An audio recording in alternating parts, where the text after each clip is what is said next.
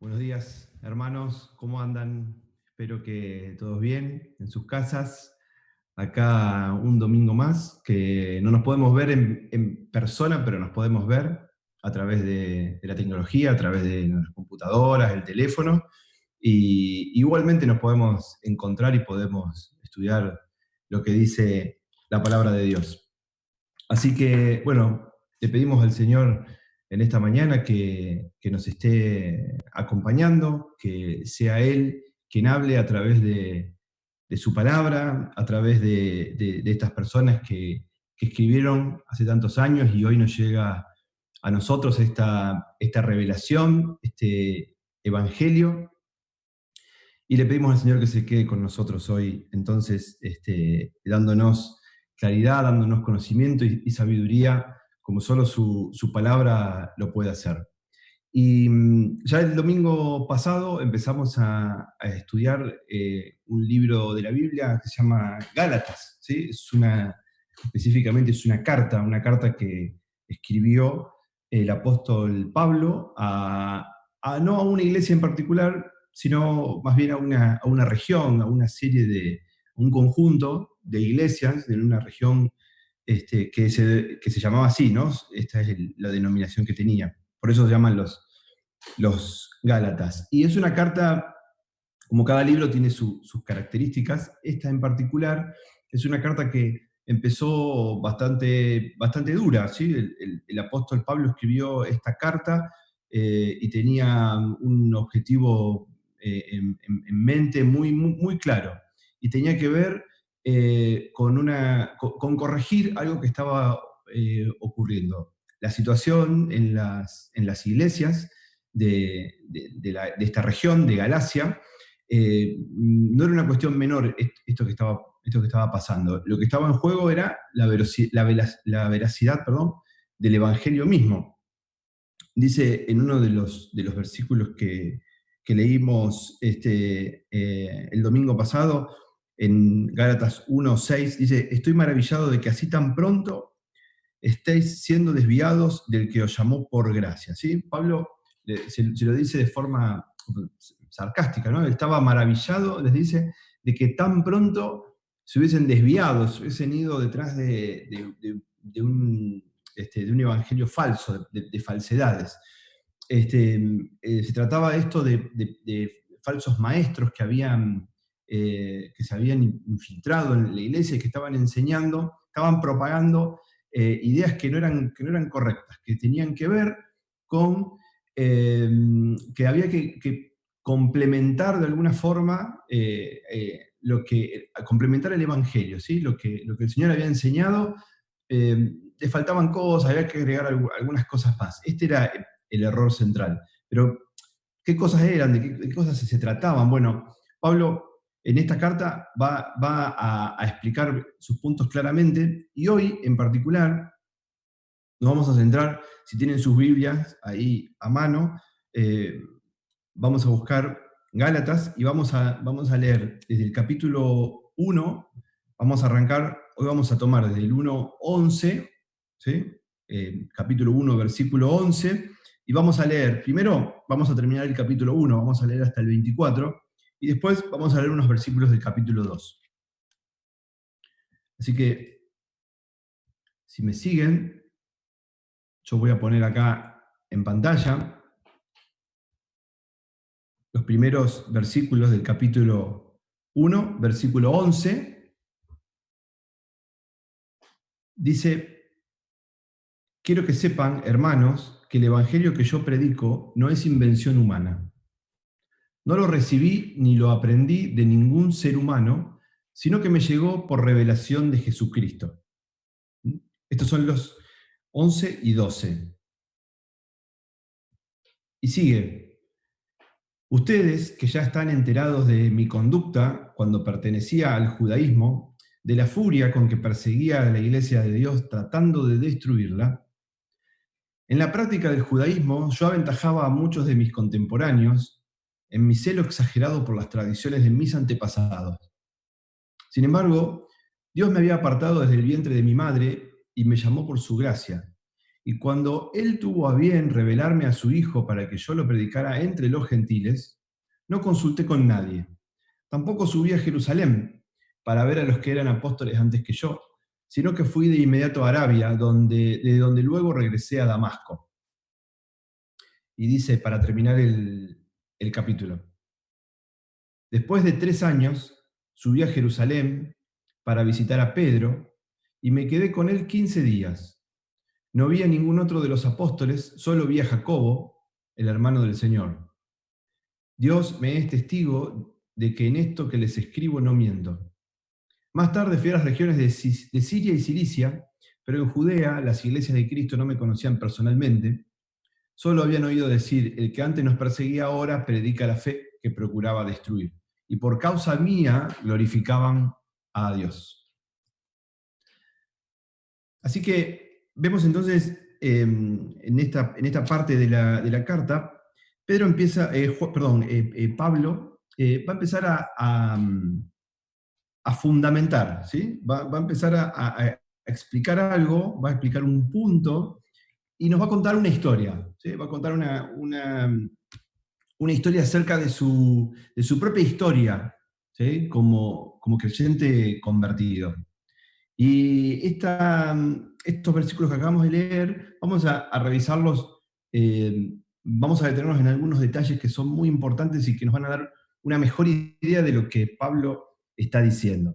Porque empieza en el 11, dice que el Evangelio no fue anunciado a mí, que el Evangelio que fue anunciado por mí no es según hombre, ¿sí?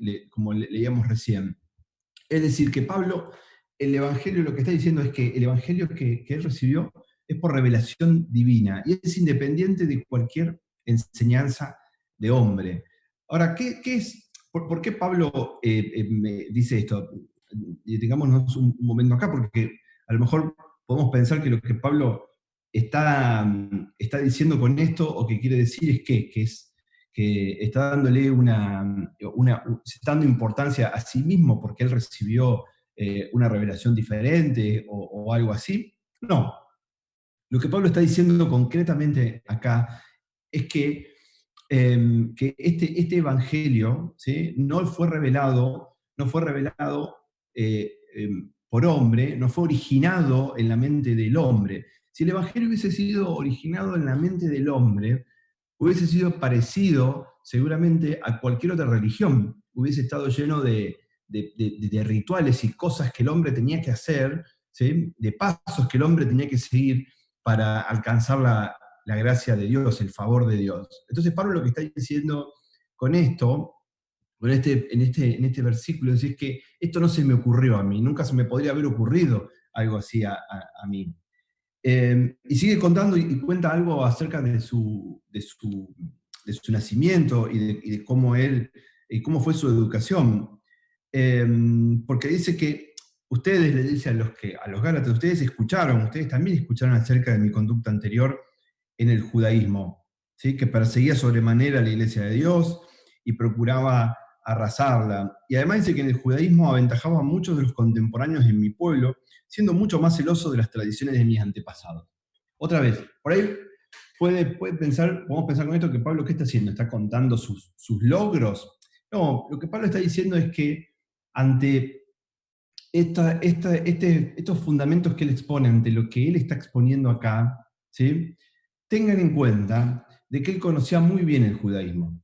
Y esto, ¿por qué lo cuenta? Porque estos falsos maestros que enseñaban un evangelio adulterado, no solamente que enseñaban algo que no era correcto, sino que atacaban lo que Pablo había enseñado, es decir, lo desacreditaban constantemente. Entonces Pablo está contando, empieza a contar, empieza a enumerar estos argumentos, ¿no? Y primero dice, primero que nada, esto que yo estoy contando, este evangelio, ¿sí? Es por revelación. Ningún hombre podría haberlo inventado. Segundo, no es por falta de conocimiento. Yo no tengo falta de conocimiento del judaísmo. Nos cuenta. De hecho, yo aventajé a muchos de los de mi generación, no solamente en conocimiento, sino en celo, ¿sí? Es decir, en pasión por las reglas del judaísmo, por la ley. Pero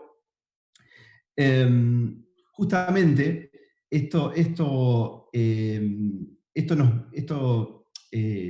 nos habla de algo, ¿no? Em, cuando las reglas estaban por encima de lo que era incluso la ley, ¿sí? Ya se había hecho las leyes de los religiosos judíos, incluso habían empezado con el tiempo a contradecir la misma ley que estaba escrita, ¿sí? Ya ni siquiera estudiaban la ley, sino que estudiaban directamente las tradiciones, ¿sí? Eso, tan importantes se habían vuelto. Y Pablo las conocía perfectamente. Y él va a seguir contando esta historia y dice que, pero cuando el que me separó del vientre de mi madre y me llamó por su gracia, ¿sí? Entonces cuenta que es separado del vientre separado del vientre de mi madre, dice. Es decir, que él dice que Dios lo separó del vientre de su madre. Y una vez más, podemos pensar a lo mejor, si leemos mal esto, que él está hablando de, mírenme, o sea, de orgullo personal, que fue separado del vientre de mi madre. No, todo lo contrario. Lo que Pablo está diciendo es que él no llega a este lugar por mérito propio. ¿Sí? Él no llega a este lugar por mérito propio, sino que el Señor es quien ya sabía de antemano, ¿sí? Lo que él iba a ser llamado para hacer un trabajo. ¿Sí? Es decir, nada de lo que él hizo en su vida tuvo sentido. Eso es lo que está diciendo acá. Incluso dice que Dios lo llamó por su gracia. Refiriéndose, su llamamiento es quizás a un llamamiento que él tuvo, sí, que fue el camino a Damasco, cuando él todavía era perseguidor de la iglesia. Imagínense si él hubiese en ese momento recibido eh, mm, con toda justicia el pago por la vida que él había vivido hasta ese momento. ¿Sí? No hubiese sido salvación en él. Y esto es una de las claves del evangelio que Pablo está predicando y está enseñando, el evangelio de la gracia, ¿sí? Que Pablo es aceptado en ese momento, es llamado, es aceptado, a pesar de que era inaceptable porque no tenía méritos personales para ser aceptado. De hecho, incluso era un perseguidor de la iglesia.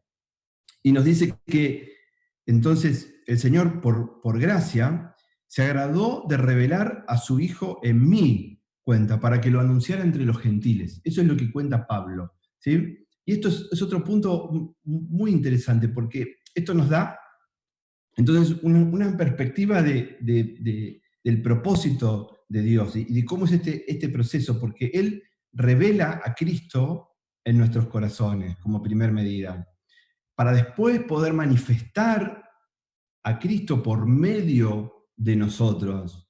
Y Dios es glorificado por esta manifestación. Estos pasos no pueden ocurrir al revés. No había nada, ¿sí? No es que Pablo tenía que hacer algo primero o iba Pablo primero a hacer algo, primero iba a cambiar su conducta y esto iba a ser el testimonio hacia los demás. No, primero Cristo se iba a revelar en su corazón. ¿Sí? Lo que Cristo le enseñó a Pablo primero y Pablo lo enseña después y hoy llega hasta nosotros es que lo primero es Cristo en nuestro corazón. No podemos hacer el cambio, no podemos hacer el gran cambio que necesita nuestra vida si no se revela Cristo primero en nosotros, si Cristo primero no toma control, si Cristo primero no entra en tu corazón. Nada de lo que vos quieres hacer lo podés hacer. Así que Pablo nos dice entonces que Cristo se reveló en su corazón. Cuenta también que no subió a Jerusalén, ¿sí? A los que eran apóstoles antes de mí, dice, ¿sí? Sino que fui a Arabia y regresé otra vez a Damasco. 3 años estuvo Pablo, eh, nos cuenta la palabra de Dios, que duró su preparación. Eh, Pablo nos deja claro que no intervino ningún hombre en su revelación. ¿Sí? Y vamos a ver ahora cómo se completa esta historia. Y por eso vamos a leer lo que nos queda, que sí. Perdón, ya es en el capítulo 2.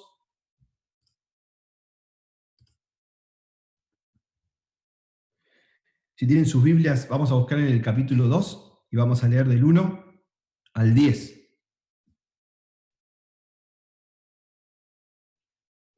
Dice Gálatas 2, comenzamos desde el 1. 14 años después subí de nuevo a Jerusalén, esta vez con Bernabé, llevando también a Tito. Fui en obediencia a una revelación y me reuní en privado con los que eran reconocidos como dirigentes y les expliqué el evangelio que predico entre los gentiles, para que todo mi esfuerzo no fuera en vano. Ahora bien, ni siquiera Tito, que me acompañaba, fue obligado a circuncidarse, aunque era griego. El problema era que algunos falsos hermanos se habían infiltrado entre nosotros para coartar la libertad que tenemos en Cristo Jesús a fin de esclavizarnos. Ni por un momento accedimos a someternos a ellos, pues queríamos que se preservara entre ustedes la integridad del Evangelio. En cuanto a los que eran reconocidos como personas importantes, aunque no me interesa lo que fueran, porque Dios no juzga por las apariencias, esos tales no me impusieron nada nuevo, al contrario, reconocieron que a mí se me había encomendado predicar el Evangelio a los gentiles, de la misma manera que se le había encomendado a Pedro predicarlo a los judíos.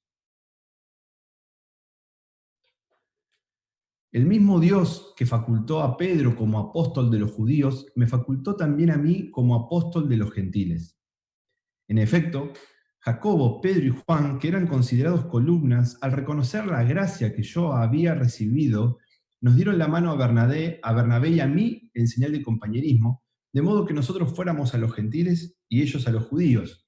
Solo nos pidieron que nos acordáramos de los pobres y eso es precisamente lo que hicimos. Bueno, ahí sí.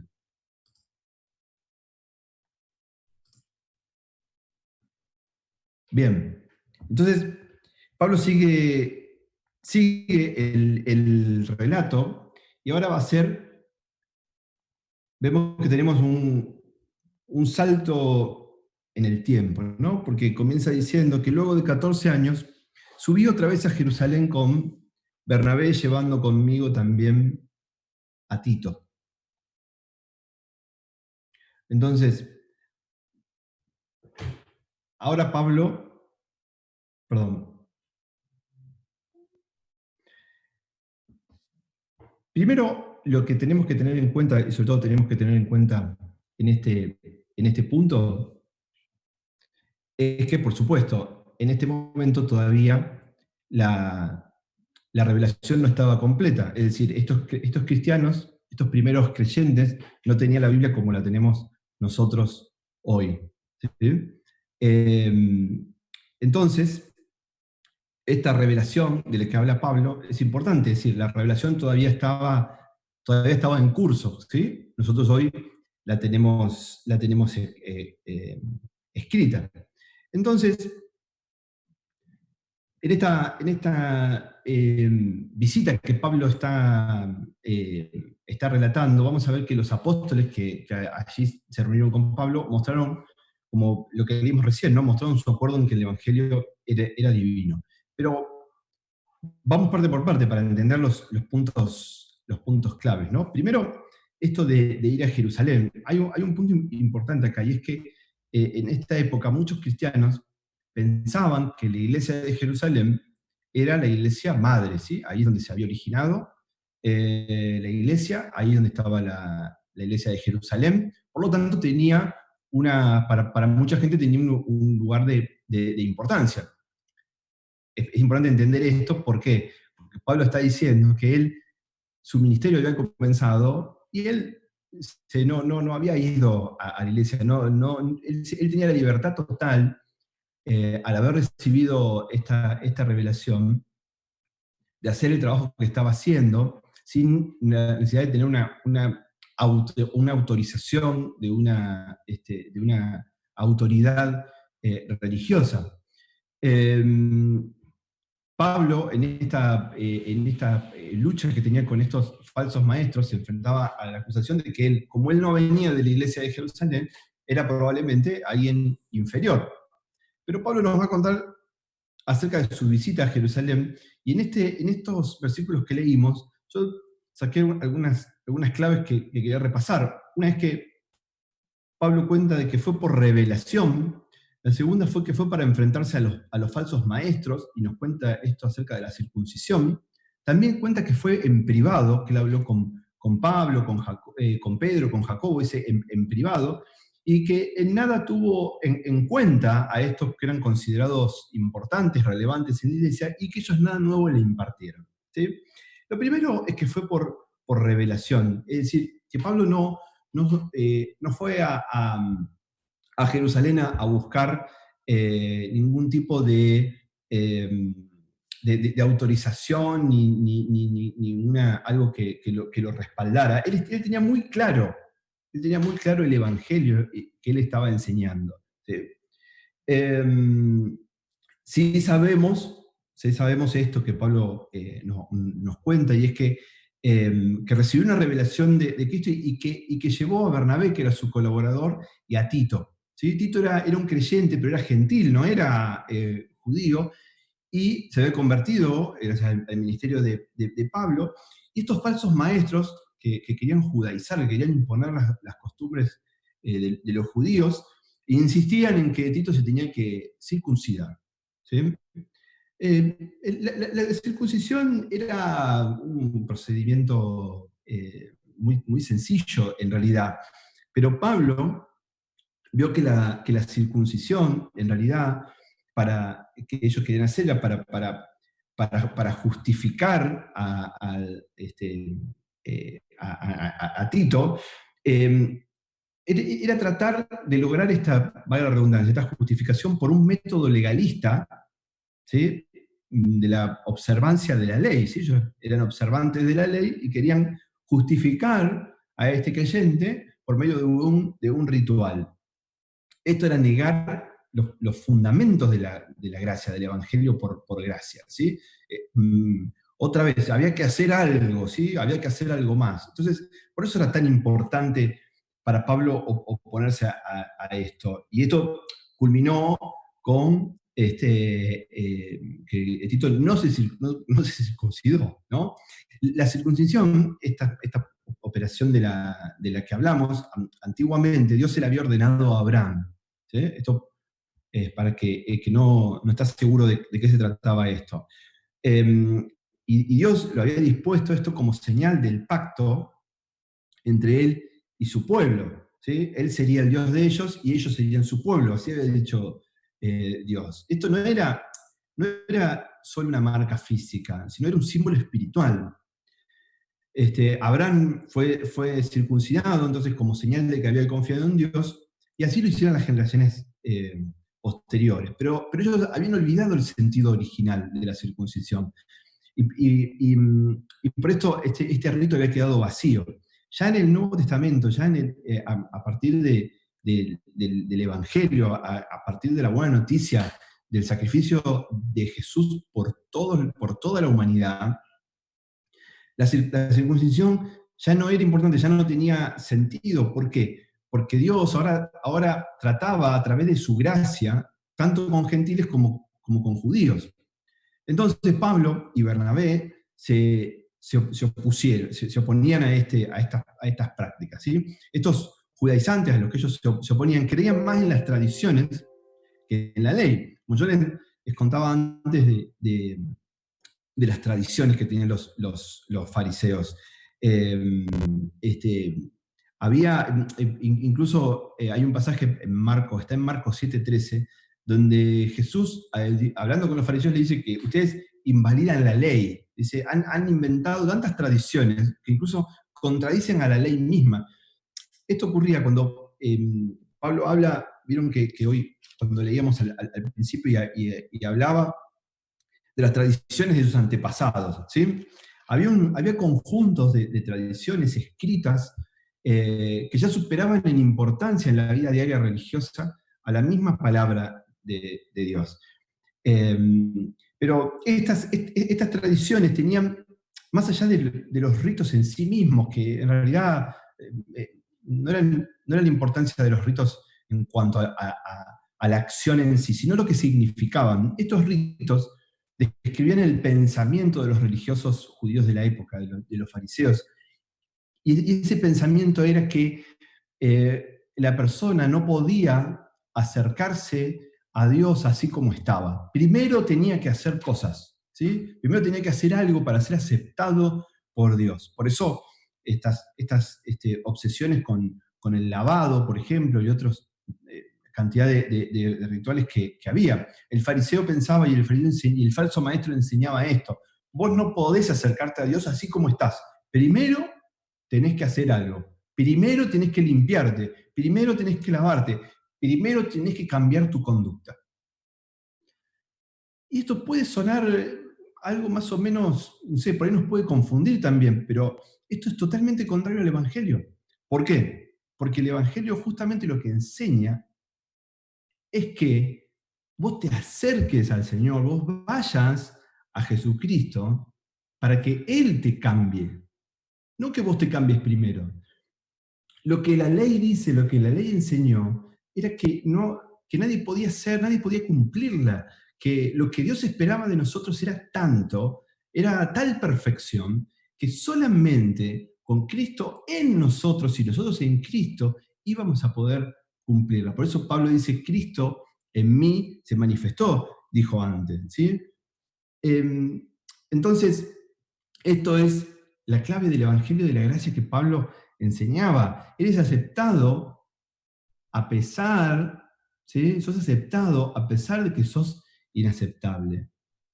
La aprobación de Dios, ¿sí? nos libera de la aprobación de los hombres. Estos ritos que ellos seguían eran observados por otros también. Entonces otros decían, no, este no se lavó, este no hizo lo otro, este no hizo esto, no puede venir, no puede entrar al templo, no puede participar de nada. ¿Sí? Todas estas leyes se hacían esclavo de la mirada de los demás. ¿Sí? Pero el Señor, el Evangelio, no es la forma en la que el Señor quiere comenzar la relación con nosotros. El Señor quiere que nosotros nos acerquemos a Él y a partir de nosotros estar en Él y Él en nosotros, se genere ese cambio. Otro detalle importante es que Pablo dice que les habló en privado. ¿Sí? Qué detalle interesante este, ¿no? Porque dice que se reunió con ellos aquellos que eran llamados o eran considerados por los demás como columnas, como líderes. ¿Sí? ¿Y por qué hizo esto? ¿Por qué hizo esto en privado? Primero, probablemente fue muy bueno lo de Pablo, porque si Pablo hubiese hecho esta presentación pública, quizás hubiese generado una división probablemente en la iglesia, los que estaban a favor, los que estaban en contra. Sin embargo, él se reunió en privado y con esto nos demuestra un detalle importantísimo, y es que él no fue a buscar el apoyo oficial de estos líderes, porque si no lo hubiese hecho en público. Él no buscaba la aprobación, digamos, de las masas, ¿sí? No buscaba que toda la gente, que todos volvieran y reconocieran y dijeran, vieron, Pablo estaba en lo cierto. Él estaba perfectamente seguro de lo que hacía y cuenta que entonces fue y se reunió con ellos porque no tenía tampoco miedo de exponer el evangelio que él había aprendido del Señor directamente. ¿Sí? Y hay también un acto de humildad en esta presentación que él hace. Él no tiene miedo, dice, bueno, no tuvo miedo de exponer a ver si él estaba en lo cierto, a ver si estos líderes pensaban lo mismo que él. Así que Pablo no actuó acá ni con orgullo ni tampoco a escondidas.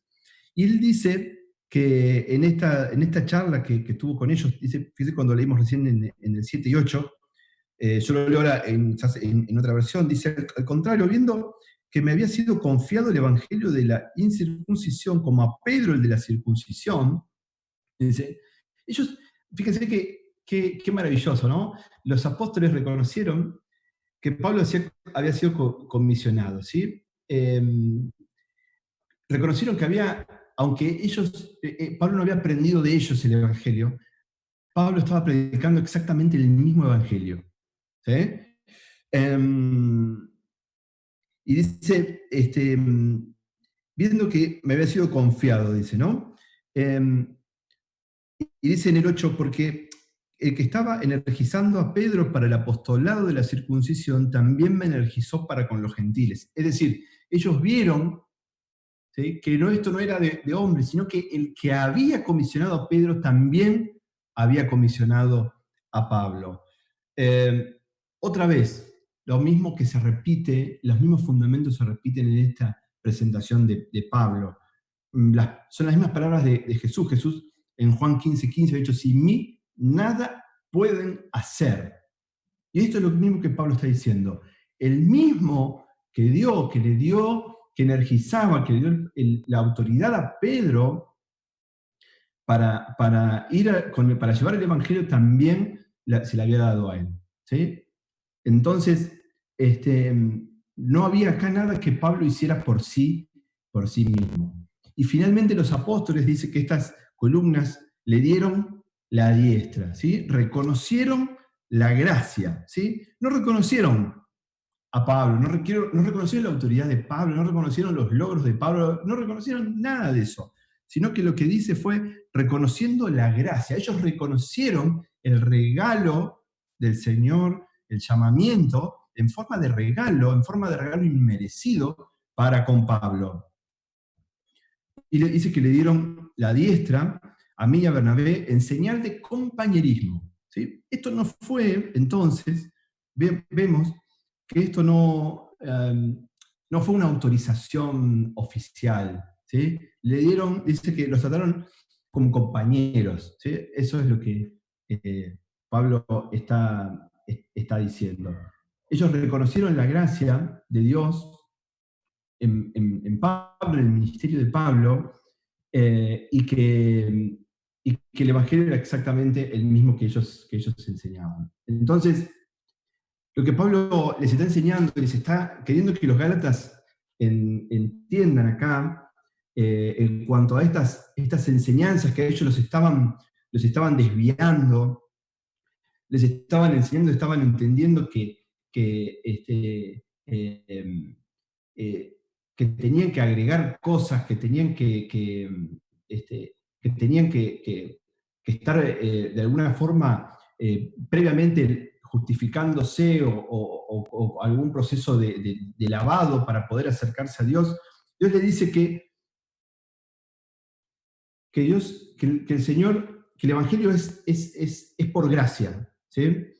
Y que el verdadero pecado, entonces, es no reconocer el amor de Dios, no reconocer que el amor de Dios es suficiente y que tenemos que hacer algo. La gracia de Dios no es la negación del pecado. Ojo con eso, no es eso lo que Pablo dice, sino que es comprender la seriedad del pecado, que es tan grande lo que Dios espera de mí, lo que yo puedo entender, por ejemplo, por la ley, como ellos entienden. Cristo te dice o nos dice hoy que vayamos a Él. Y bueno, con esto ya vamos terminando, estamos en horario, ¿no es cierto? Así que, bueno, tienen ustedes también la hojita del día de hoy que tiene un poco más también de información. Y bueno, que la palabra del Señor se quede con nosotros, y que la gracia del Señor nos acompañe. ¿Sí? Nos quedamos, ahora sigue la escuela de los más chicos. Gracias.